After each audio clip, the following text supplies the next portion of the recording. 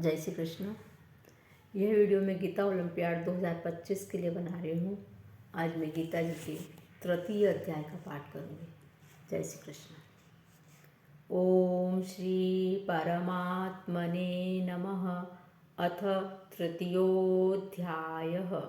अर्जुन उवाच ज्यायसि चेत् कर्मणस्ते मता बुद्धिर्जनार्दन तत्किं कर्मणि घोरे मां नियोजयसि केशव। व्यामिश्रेणेव वाक्येन बुद्धिं मोहयसीव मे तदेकं वद निश्चित्य येन श्रेयोऽहमाप्नुयाम्। श्रीभगवानुवाच लोकेऽस्मिन् द्विविधा निष्ठा पुरा प्रोक्ता मया नघ। ज्ञानयोगेन साङ्ख्यानां कर्मयोगेन योगिनां न कर्मणामनारम्भान् नैष्कर्म्यं पुरुषोऽश्नुते न च सन्न्यसनादेव सिद्धिं समधिगच्छति न हि कश्चित् क्षणमपि जातु तिष्ठत्यकर्मकृत् कार्यते अवशः कर्म सर्वः प्रकृतिजैर्गुणैः। कर्मेन्द्रियाणि संयम्य य आस्ते मनसा स्मरन् इन्द्रियार्थान् विमूढात्मा मिथ्याचारः स उच्यते।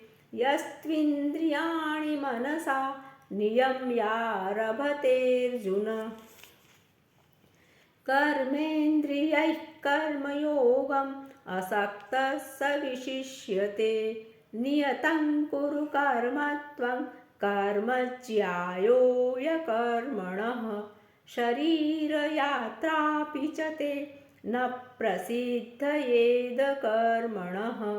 यज्ञार्थात् कर्मणोऽन्यत्र लोकोऽयं कर्मबन्धनः। तदर्थं कर्म कौन्तेय मुक्तसङ्गः समाचर। सह यज्ञाः प्रजा सृष्ट्वा पुरोवाच प्रजापतिः अनेन प्रसविष्यध्वम् एषवोऽस्त्विष्टकामधुक्। देवान् भावयतानेन ते देवा भावयन्तु वः परस्परं भावयन्तः श्रेयः परमवाप्स्यथ। इष्टान् भोगान् हि वो देवा दास्यन्ते यज्ञभाविताः तैर्दत्तान् प्रदायैभ्यो यो भुङ्क्तेस्तेन एव सः। यज्ञशिष्टाशिनः सन्तो मुच्यन्ते सर्वकिल्बिषैः भुञ्जते ते त्वगं पापा ये पचन्त्यात्मकारणात्। अन्नात् भवन्ति भूतानि पर्जन्यादन्नसम्भवः।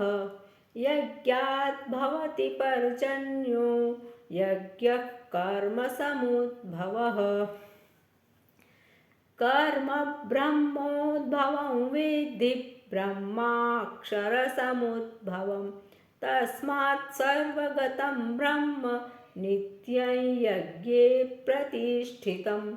एवं प्रवर्तितं चक्रं नानुवर्तयतीह यः।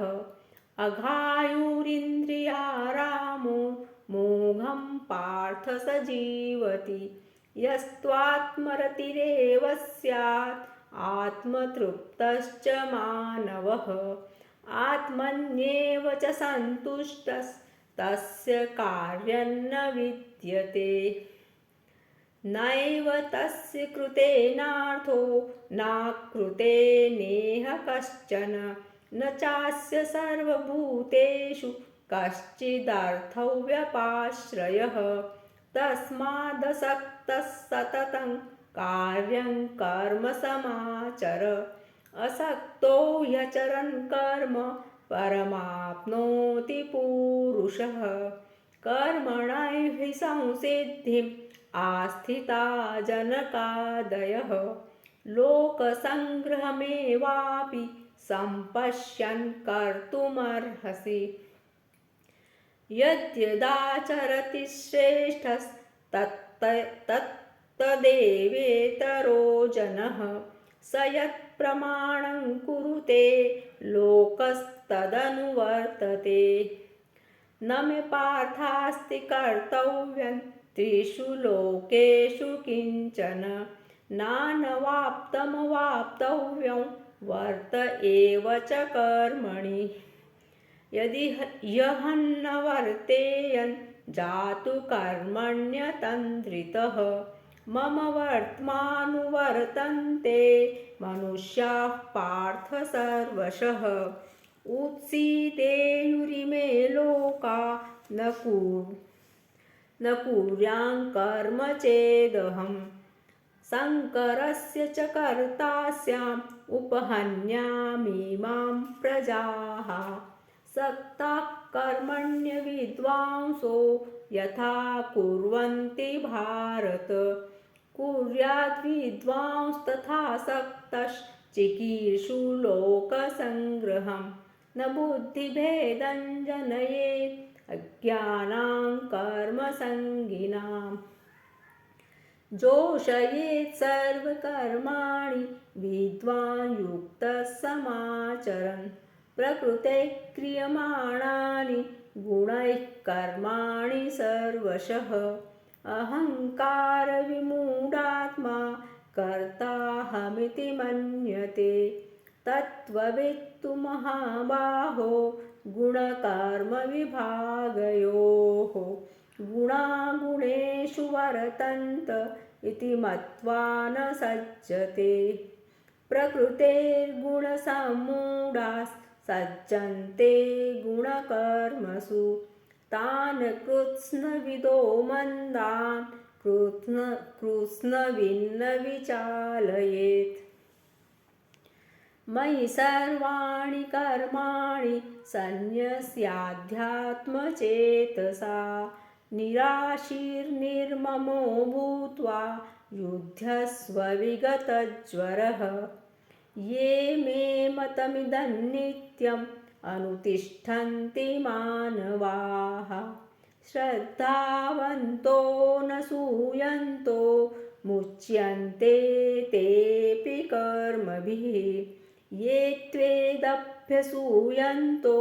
नानुतिष्ठन्ति मे मतम् सर्वज्ञानविमूढांस्तान् विद्धि नष्टान् चेतसः सदृशं चेष्टते स्वस्याः प्रकृतेर्ज्ञानवानपि प्रकृतिं यान्ति भूतानि निग्रहः किं करिष्यति इन्द्रियस्येन्द्रियस्यार्थे रागद्वेषौ व्यवस्थितौ तयोर्नवशमागच्छेत् तौ ह्यस्य परिपन्थिनौ श्रेयान् स्वधर्मो विगुणः परधर्मात् स्वनुष्ठितात् स्वधर्मे निधनं श्रेयः परधर्मो भयावहः अर्जुन उवाच अथ केन प्रयुक्तोऽयं